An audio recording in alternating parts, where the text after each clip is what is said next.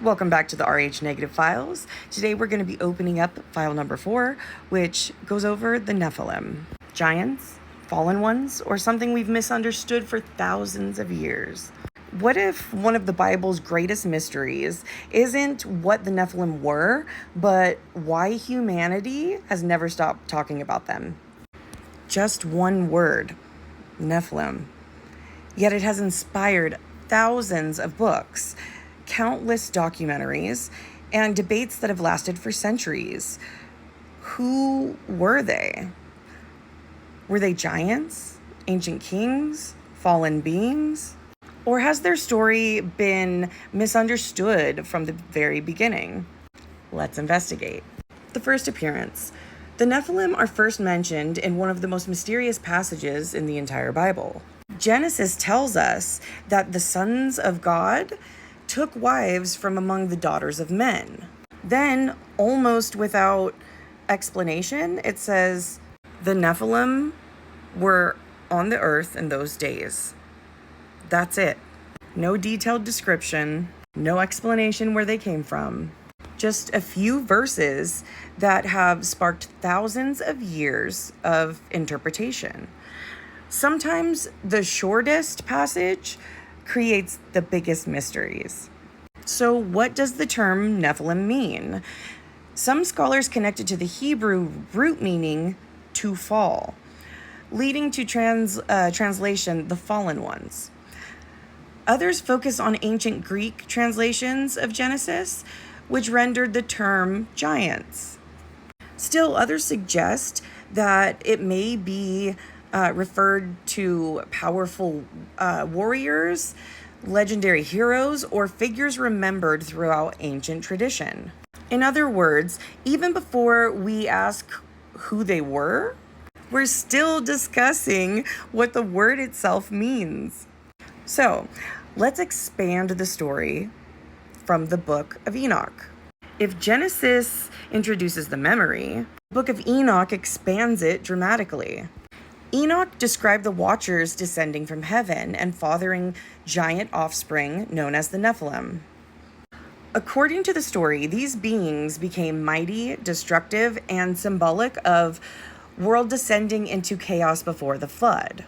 Whether someone understands this account as history, sacred symbols, or theological literature depends on their beliefs.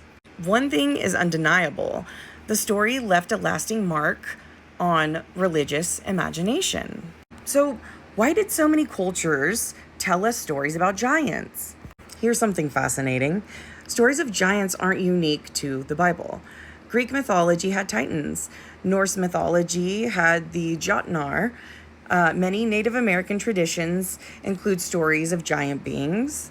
Legends from Ireland, the Middle East, and other parts of the world also describe unusual, large, or powerful figures.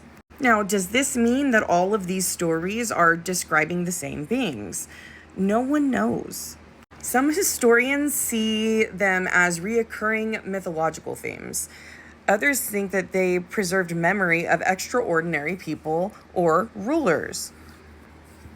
Still, others view them as symbolic stories about power, pride, and the dangers of violence.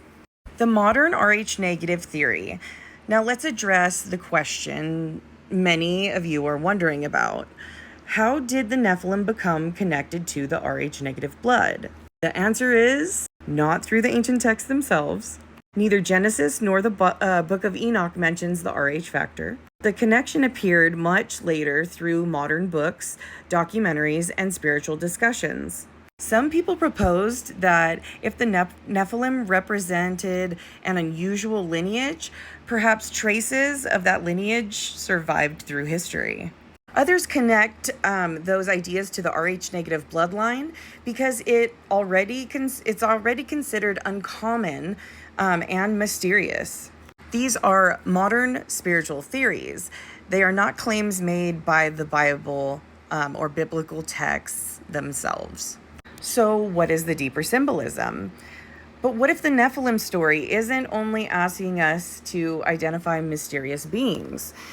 What if it's asking the question about humanity itself? Throughout history, whether civilizations became consumed by power, violence, control, or the pursuit of greatness at any cost. Maybe the Nephilim represent more than just physical giants. Maybe they symbolize what happens when strength exists without wisdom, when knowledge exists without compassion, when people exist without humility. That interpretation has echoed through religious and philosophical traditions for centuries. So here's the question I'll leave with you for the closing reflection. When you hear the word Nephilim, what comes to mind for you? Ancient giants, sacred symbols, forgotten history, or a mystery that continues to evolve every time a new generation asks the question? I'm not here to tell anyone what to believe. I'm here to invite you to explore the mystery, because every answer begins with a question. I'll see you in the next file, guys.